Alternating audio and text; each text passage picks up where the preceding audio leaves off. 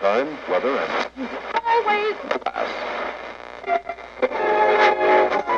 Case of various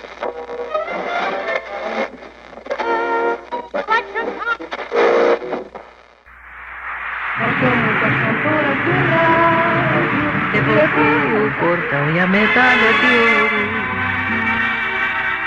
Senhoras e senhoritas, Vamos Cirandinha, vamos todos cirandar. A escolinha bossa nova, outra vez está no ar.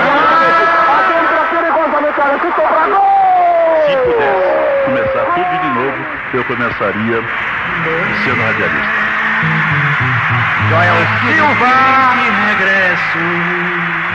Hey, compadre. Onde nós temos que vendo aí, compadre?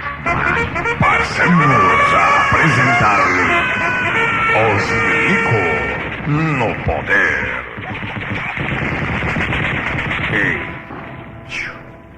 Você mesmo. Você se lembra do Monteiro? Monteiro? É. Que Monteiro? Aquele agente secreto que se infiltrou na Rádio Cultura no início dos anos 60. Ah, o Monteiro! Então, lembrou? Não conheço nenhum Monteiro. Então deixa que o Nassura e o Onésimo vão falar mais sobre ele. Tudo bem, ô Trovão. Agora me diz uma coisa. Como é que eu vou identificar o Nassura e o Onésimo? Hein? É fácil. O Nassura está no alto-falante esquerdo. O Onésimo no direito. Bom. Então pode falar. Quem é esse Monteiro? Tem a cara de qualquer coisa menos de polícia. Ele era polícia secreta. Ele desaparecia. Sumia, não tinha Cristo que achasse o cara. E esse aqui ficava louco. Ele queria matar o... Um dia ele desapareceu, ele ficou louco da vida, queria bater no cara. O cara falou, eu vou te falar quem eu sou, porque não tem mais jeito. Aí ele mostrou todas as credenciais dele, era a polícia secreta. Ele fez a corretagem, fazia opção, tudo, ficava ali. Ficava por ali. Ele ficava aqui só pra ver se de rádio eles têm alguma confusão com comunista. Naquele tempo todo mundo caçava comunista. A história contada por estes dois radialistas faz lembrar as perseguições, a censura e o drama durante a Revolução de 64. Mas a década de 60 não traz só más recordações. Em Campo Grande, como sempre, a Rádio Cultura era a grande mãe das mudanças. Foi ela que no começo de 60 criou a primeira radionovela, o primeiro programa com a ajuda do telefone e crônicas inéditas. Tudo ideia de um único homem, Onésimo Vale do Espírito Santo. Ele que era dono de uma criatividade nunca vista. Nascido em Corumbá, ainda pequeno ele foi viver com a família em Porto Alegre, Rio Grande do Sul. E foi participando de concursos nas rádios gaúchas que aprendeu a trabalhar. Foi ele quem criou o programa Peça Bis por telefone. O primeiro a ter a participação do ouvinte pelo telefone. Nassura era gerente da Rádio Cultura quando o Onésimo deixou a radiodifusora de Três Lagoas para tentar a sorte em Campo Grande. Juntos, os dois lembram como eram os programas. Agora o Onésimo não é para estar na presença dele, foi um gênio, né? Ele era a mola mestra da rádio. Mas só que ele tinha uma paixão, que o dia que ele chegava na rádio, ele falava, hoje briguei com a noite, não faço nada. E não fazia mesmo, né? Porque ele escrevia programa, a Escolinha Bossa Nova. Ele sentava lá, ele punha uma música, uma clássica e cantava um sertanejo, e ele, como ele falou, era campeão na máquina. Ele fechava a porta lá, ficava subiando e saía os programas, né? Tinha aquele... Obrigado, doutor. Obrigado, doutor. Homenagem a um médico da cidade. Ele fazia uma peça. Tudo gente daqui, tá? O crime não compensa. O crime não compensa era... Ele fazia um crime e quem telefonasse para dizer quem matou ganhava um prêmio. Isso era uma vez por semana e tinha a Escolinha Bossa Nova que era todo dia. Com certeza o programa Escolinha Bossa Nova foi o mais famoso escrito por Onésimo. Ciranda, cirandinha, vamos todos cirandar. Na Escolinha Bossa Nova, outra vez está no ar. Aí já gritava. Silêncio, vamos começar. Cala a boca aí. Sou Dondoca, era o Dondoca. Ai, professor. Coisa que tá mexendo comigo aí, dona Bibi lá, a Doralice. E o Didico era o Ramon Chucarro. E o Carlos fazia também do árabe, né? Ah, sim. E professor, vamos com a equipe. Carlos Chucarro é um talento, japonês, né? Carlos Chucarro é um talento. Era um talento. Oh, aquele sem rapaz. dúvida. E nós pegávamos o Onésio pegava algum assunto da cidade naquele dia que aconteceu, né? Focalizava. E focalizava aquele assunto da cidade, sabe? Se era política, se era uma coisa que aconteceu, e nós na escola a gente explorava aquilo. Doralice Vargas foi discotecária, locutora e bilheteira. Na escolinha Bossa Nova, ela aprendeu a fazer rádio-teatro. Eu era a dona Bibi, uma aluna mais velha, né? Que coisa de velha, né? E tinha o Carlos, que era o Lírio Dondoca, aquele que vira a mão. E o Ramon Oscar fazia um garoto, né? Fazia um garoto muito do... Quer leite? Fazia um garoto muito do chato, sabe? Nassura era o professor. A cidade inteira ouvia. Era um comentário, escolinha Bossa Nova. E Ramon Achucarro? É claro, ele não poderia se esquecer do travesso Lilico, nem da fama que ganhou com o personagem. Eu era o aluno travesso da aula, né? Estava sempre colocando a aula em polvorosa. Então, era aquele que sempre colocava o professor, né? Da reguarda, aquela coisa toda. Naquela época não tínhamos a televisão, né? Era só rádio. Então o rádio sempre predominou. E era um programa, modéstia à parte, de grande audiência. Programa de um horário nobre, que era meio-dia. E a gente sempre foi conhecido, né? E através do programa, então a gente saía na rua. Lá vai o Lírio Dondoca. O meu irmão era Lírio Dondoca, né? Eu era o Lilico e tal. As pessoas reconheciam a gente, né? E gostavam do programa. Tirando a cirandinha, vamos todos cirandar. Na escolinha Bossa Nova, vamos sair do Jaguar. A cada dia um programa diferente no ar. Onésimo Filho chegaria ao topo da consagração ao escrever a primeira novela de rádio em Campo Grande. A Sombra de uma Vida. Os 25 capítulos pararam a cidade. Havia uma firma chamada Casa São José, ali na Baixada da 14, quase no Maracaju, do José Guilherme Ribas. Um dia eu estava lá conversando com o José Guilherme e ele falou: negócio de faz novela, não faz novela? Eu falei: olha, eu só não faço novela porque eu não tenho que patrocínio, porque acho uma brincadeira fazer. Ele falou: bom, eu patrocino. Você faz? Eu patrocino. Aí eu vendi para ele a novela. Este aqui, o Nassura, eu tinha escrito já metade da novela. Ele cismou que eu podia ter alguma crise e não quisesse terminar a novela. Você sabe que eu escrevi a novela inteira, os 12 capítulos finais, de meio-dia a 11 horas da noite. Da noite, fiquei lá cuidando dele. Porque ele chegava, a escolinha Bossa Nova, hoje não vai ter escolinha. Aí eu falei: bom, Onésio, daqui pra frente você vai esquecer a escolinha para uma semana. Aí nós vamos pôr tudo no ar, né? Aí aquela semana estava garantida, né? Aí naquela semana ele já escrevia para outra, né? Porque ele chegava e falava: hoje não estou inspirado, briguei com a noiva, então, pronto, olha, a água ia pro brejo. Essa parte. Mas parava a cidade, viu? Isso que eu falo, a rádio era interessante. Parava, aquilo era uma vibração, era um troço impressionante. As lembranças de Nassura e Onésimo fazem recordar a amizade entre eles. Mesmo depois que Nassura comprou a Cultura em 1962, a relação dos dois superou a de patrão e empregado. Foi Onésimo quem ajudou Nassura a construir o maior auditório de rádio do estado. Fizemos um auditório com 500 lugares, né?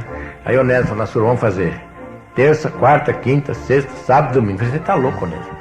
Então ele fez. Terça-feira era briga de colégio, os alunos colégio contra colégio.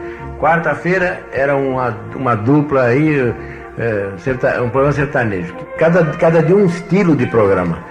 Sábado, uma dupla de São Paulo que a gente trazia, lotava. Gente. E domingo eram os cantores, né? Antônio Silva, Doralice Vargas, e sorteando prêmio. Todos os programas prêmio. O Onésimo fazia tudo, ele sentava lá a semana inteirinha. Colégio contra colégio, e não sei o quê. E olha, e foi um sucesso, né? Em 1969, Nassura vendeu a rádio para o Grupo Correio do Estado e o auditório foi destruído. Duvido. É mesmo? Acredite que é verdade. poder do rádio é algo fabuloso mesmo. Robson Machado trabalhou muito tempo em Campo Grande, mas uma das histórias mais curiosas de sua vida aconteceu em Goiânia. Não é isso, Nassura? Ele fazia um programa da meia-noite às 6 da manhã em Goiânia. E ele achava que ninguém estava ouvindo, ele ficava lá falando, e ninguém não telefonava para ele nem nada. E tinha um circo na cidade, né? Aí ele falou, vou testar para ver se tem alguém me ouvindo, né? Atenção, notícia. Olha, o circo está informando a polícia, cuidado, não saiam de casa. Fugiram 2 leões, fugiram 2 tigres, 1 onça. Houve uma debandada dos animais, estão no centro da cidade, cuidado, rapaz. Olha, disse que foi uma explosão na cidade. Polícia, carro, acenderam as luzes e tudo foram não tinha nada, prenderam ele. Foi preso. Aí ele falou, eu tinha audiência, eu fiquei sabendo assim. A forma popular como radialistas e cantores eram adorados comprovava o poder do rádio. Mas não passou da década de 50. Um outro veículo de comunicação levaria este poder para as telas. A nossa evolução acaba na televisão. Vamos voltar no tempo. O ano é 1934. A milhares de quilômetros do Brasil, um engenheiro russo dá início a uma nova era. Vladimir Zworykin inventa a televisão, uma engenhoca que deu cor, forma e vida à voz com a ajuda da imagem. Desde então, o rádio passou a dividir o seu espaço com a nova invenção. Infelizmente, foi uma guerra em que a TV levou vantagem. Minha terra brasileira. Os primeiros aparelhos de TV só chegaram ao Brasil depois da Segunda Guerra Mundial, na década de 50. Em Campo Grande, o primeiro televisor só chegou por volta de 1964. Neste tempo, a cidade se preparava para ganhar também uma emissora de televisão. Seguindo a experiência da radiodifusora, o grupo dos irmãos Zaran criou uma das primeiras estações de TV do país. Foi no Natal de 1965. Naquele dia, era criada a TV Morena, afiliada da antiga TV Tupi. A princípio, as emissoras de rádio não se sentiram ameaçadas. Um aparelho de televisão era muito caro e poucas pessoas podiam comprar. O radialista Robson Torres até se lembra de que no início a televisão dependia das rádios. A difusora era a única emissora que tinha equipamentos para gravação de propaganda, da publicidade em acetato, que naquela época era feito em acetato, disco de acetato. Você vê e rodado em 78 rotações. Hoje nós temos o Spotmaster, Topmaster, cartuchos e tal, as fitas magnéticas. Naquele tempo não, você colocava em acetato e era a única do estado que fazia isso.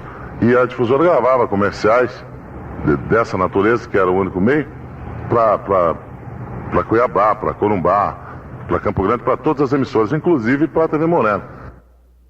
Você tinha o slide no vídeo, a sonoplastia com a música e o áudio do locutor. Então primeiro mostra a imagem, o som, o fundo musical, o locutor falando.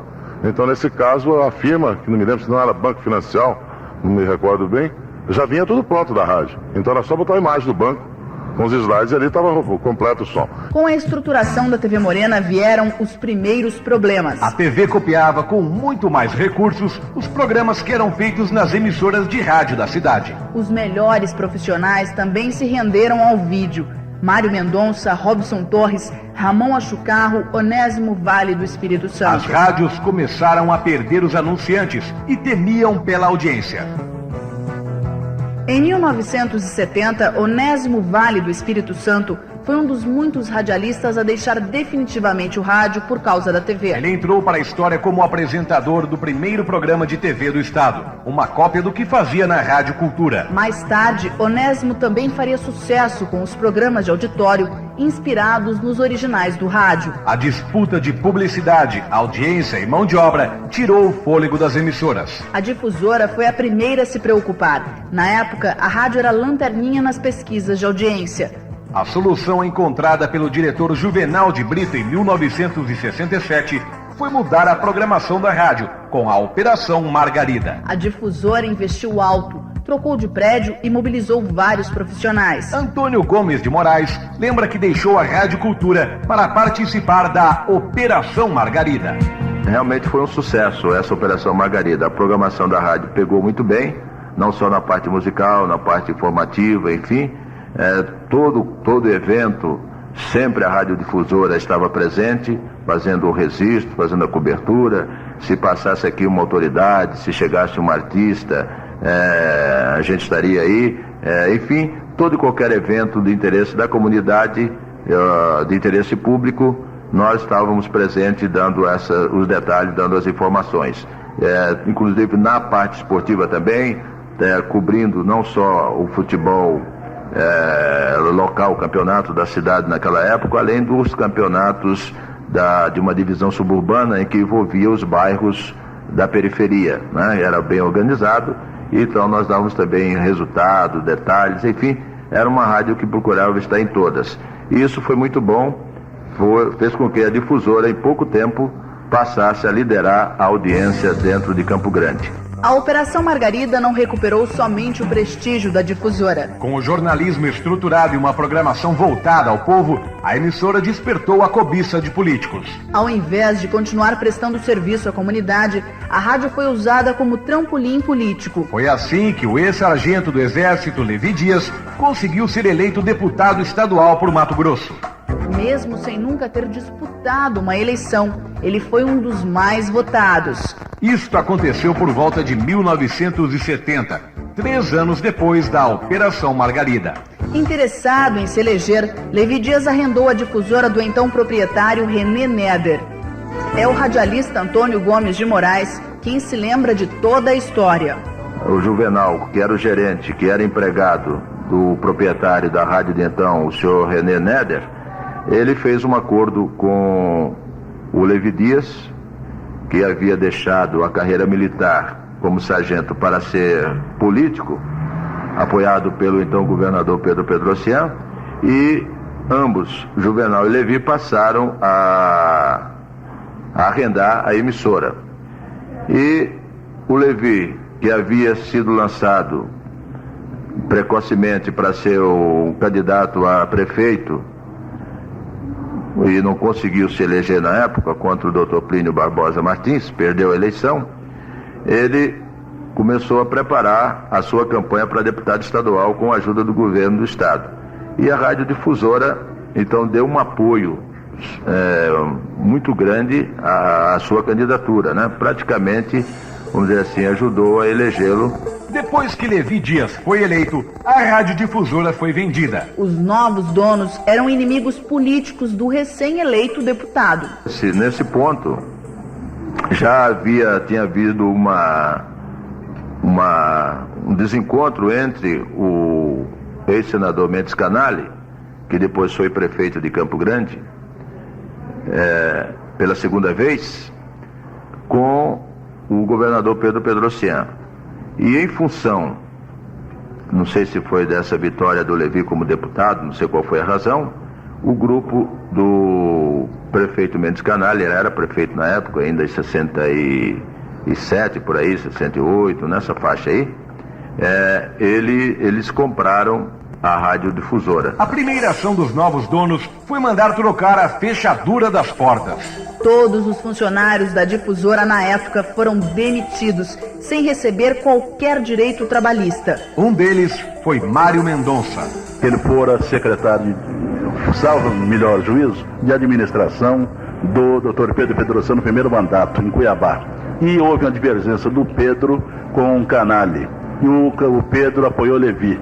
E isso serviu para que o Levi passasse a ser mal visto pela política local.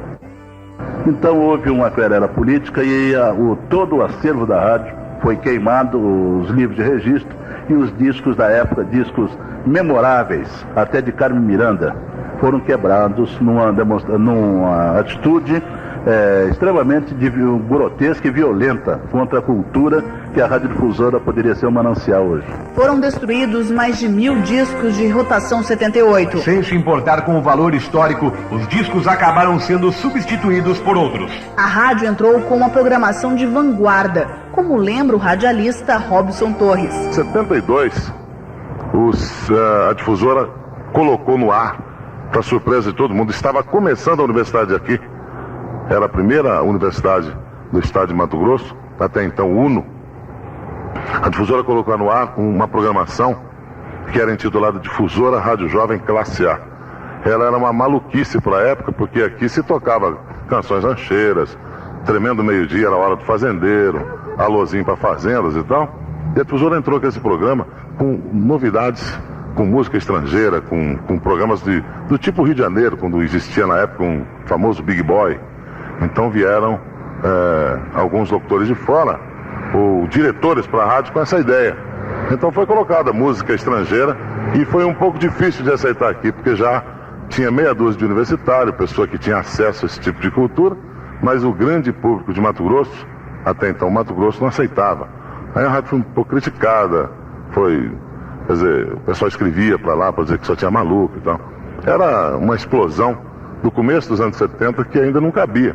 Mas nós fazíamos rádio imitando o Rio de Janeiro, dentro de Mato Grosso, quer dizer, nessa tremenda selva, em AM 1510 kHz. Era um absurdo. A difusora voltou a ser a lanterninha nas pesquisas de audiência. A rádio também sofreu cerca de 12 ações trabalhistas em função das demissões sem justa causa. Perdeu todas as ações e ficou praticamente sem dinheiro. Sem ter outra saída, o grupo do ex-prefeito Canali teve que vender a rádio. Ainda no início da década de 70, a difusora passou para as mãos da família Zaran, donos da TV Morena.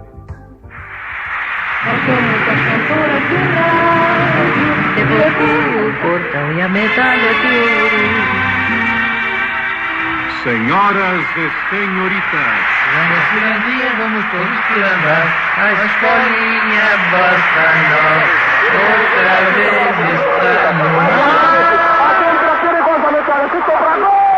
Se pudesse começar tudo de novo, eu começaria sendo radialista. Joel Silva, de regresso. Hey, compadre, onde nós estamos chegando aí, compadre, nesse mar, vamos usar roupas.